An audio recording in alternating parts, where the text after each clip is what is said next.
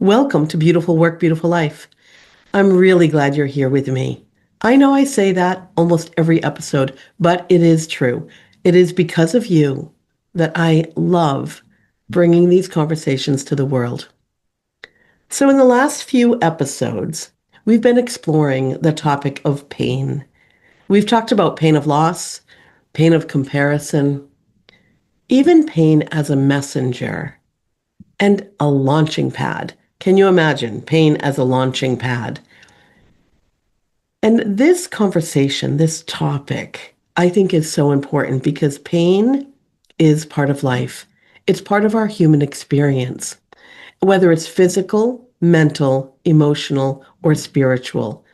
Pain happens and it can be so uncomfortable. It can be dark and heavy, and it also can be transformative. And that's what I want to talk about today. What is on the other side of pain? So before we get too far into this conversation, let me introduce myself and my podcast partner and dear friend, Laurel Holland. I'm Laurel Boyven. I'm one of the co-hosts of Beautiful Work, Beautiful Life. I'm a leadership coach and a speaker. You'll find more information about me, the work I do, and how to reach me in the show notes. My co-host, Laurel Holland, is a life coach and an author.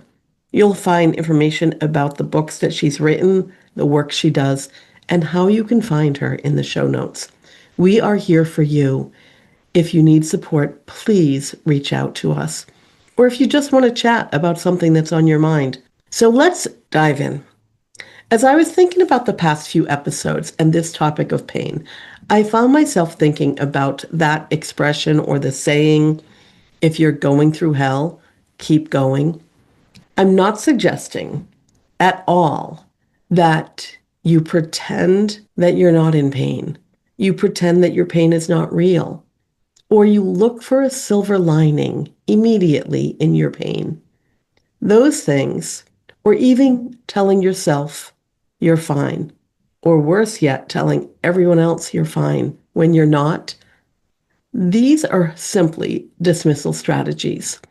They might help you avoid feeling your pain, but they are also a form of gaslighting, of self-gaslighting, of dismissal. So rather than dismiss the pain, I really want you, I really want me, I really want all of us to acknowledge pain, to feel it. Sometimes we need to just sit with it because I believe we cannot heal what we cannot feel. We have to feel our pain.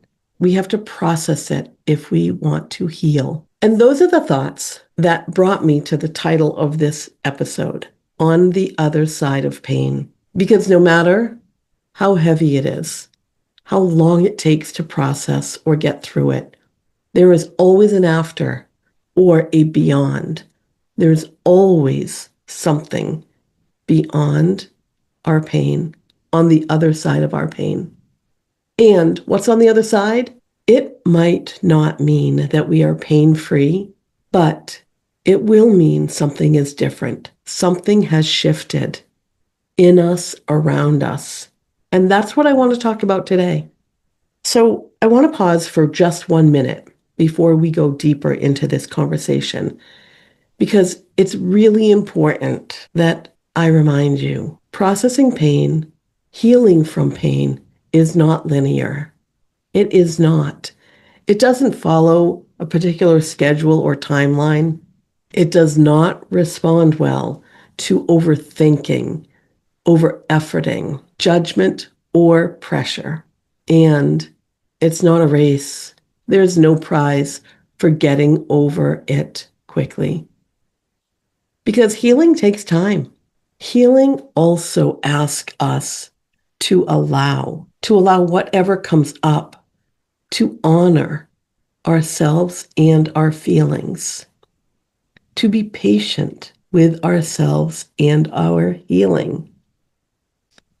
It asks us to feel what we actually feel and what we might feel in pain, what pain might be. It could be grief. It could be loss. disappointment, embarrassment, anger, sadness.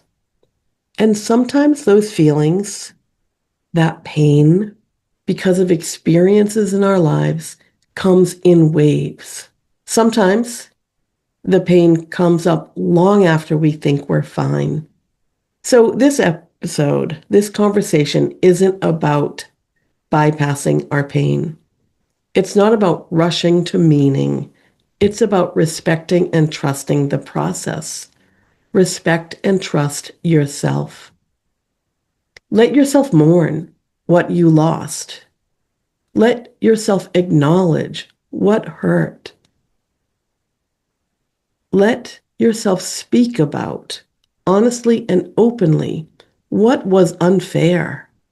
And while you're doing all of that, support yourself, resource yourself. I want you to be so well resourced. You have all the support you need as you process pain. And if you ask why do I want you to be well resourced? It's because of this. We were not meant to carry pain all alone. You were never meant to carry pain by yourself. And what does being well resourced look like when you are processing pain? Well, as I mentioned, pain can show up as physical, mental, emotional, or spiritual. And so the resources that I want you to look for, to surround yourself with, are these. Maybe it's a doctor, a healer, a therapist, a coach, a spiritual director, a minister, a support group, a healing circle, a trusted friend who can sit with you without trying to solve anything or fix anything. Just hold you. Someone who can hold space for you as you process your pain. Being well resourced also might mean healing practices that you can learn and can do on your own with other people or by yourself. And those healing practices include things like time in nature, movement, tapping, EFT tapping, breath work, journaling.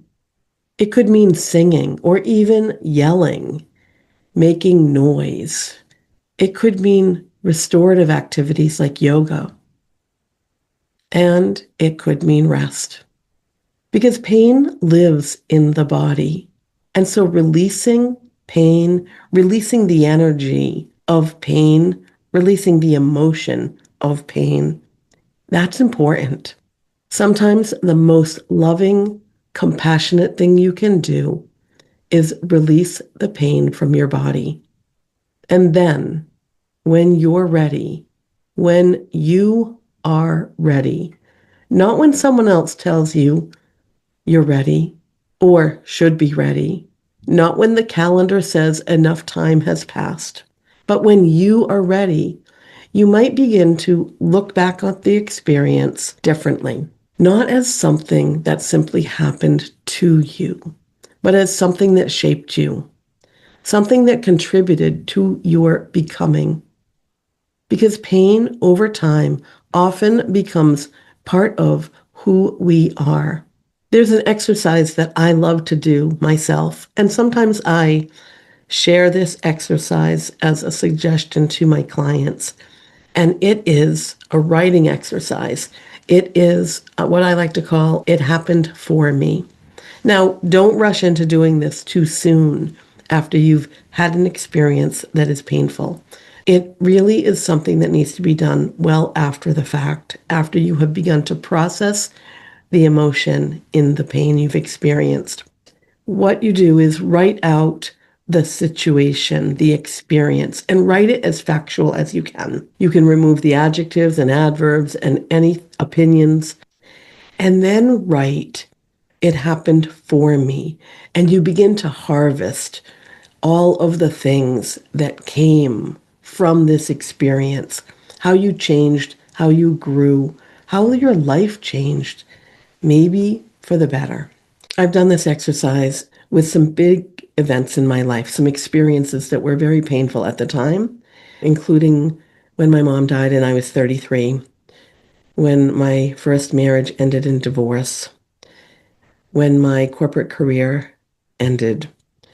These were big events of loss, but when I was able to process the pain and after the fact write all of the good that came out of these experiences, all of the changes in my life that were for the better, maybe even for my soul's purpose, this exercise was helpful. So I'm sharing it with you so that you can use it after the fact.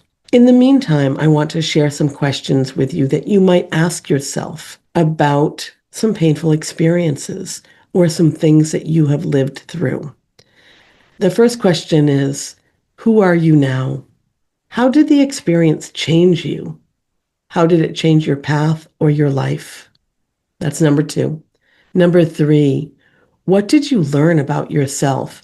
Not just from what happened, but during your healing, during your processing of pain. Number 4, what knowledge do you now have that you didn't have before? What wisdom, what insight? This question is purely because sometimes pain clarifies things for us. It shows us our limits. It shows us our strength. It exposes our attachments, and it deepens our compassion for ourselves and others. And then another question. What is this, question 5? I will put all of these questions in the show notes with numbers so that you can use them as journaling prompts. But here it is. Who might benefit from what I know now? Because often on the other side of pain, there is perspective. And perspective is life-changing, especially when we are generous in sharing our perspective. How might you begin to share what you've learned with someone else?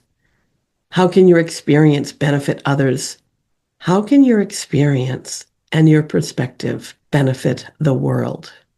Not in a performative way, but in a very human way. Sometimes the most powerful thing we can bring to the world and offer to others is simply letting them know, I've been there. I've been there too. There's one more thing I want to mention before we end this conversation about pain, and that is choice. Yes, choice. Because pain does present a choice. It's not about whether or not pain is real or whether you were or are still hurting. The question or the choice in pain is about who you become through it. You have a choice in your becomingness. Pain can harden you. It can make you guarded, cynical, closed, and that's understandable. Those are protective mechanisms. It's the way you protect yourself from pain. But pain can also soften you, and that's where the choice lies. Pain can make you more compassionate, more discerning, more self-aware, and aware of what truly matters to you. Softening doesn't mean being weak. It means remaining open. It means not letting your experience, your painful experience, rob you of your humanity, of your light. Sometimes that choice, the choice between hardening or softening, is easier when you hold a belief, when you have faith. It might be belief or faith in yourself or in something bigger or greater than yourself. It could be belief or faith in a higher power. It might be belief or faith in humanity, in goodness, in love. By trusting that your life is still unfolding, even if you don't understand how the chapter you're currently in fits in the big picture or where your path will go next, you will not only get through your pain, you will grow through it by trusting that your life is still unfolding. On the other side of pain, you may not feel great. You may not feel strong, but you might just feel different. You might feel more aware of what matters. And that is enough. So as we close this episode, I want to leave you with this. Who are you now? How has your experience shaped you? What do you know to be true about yourself today that you didn't know before?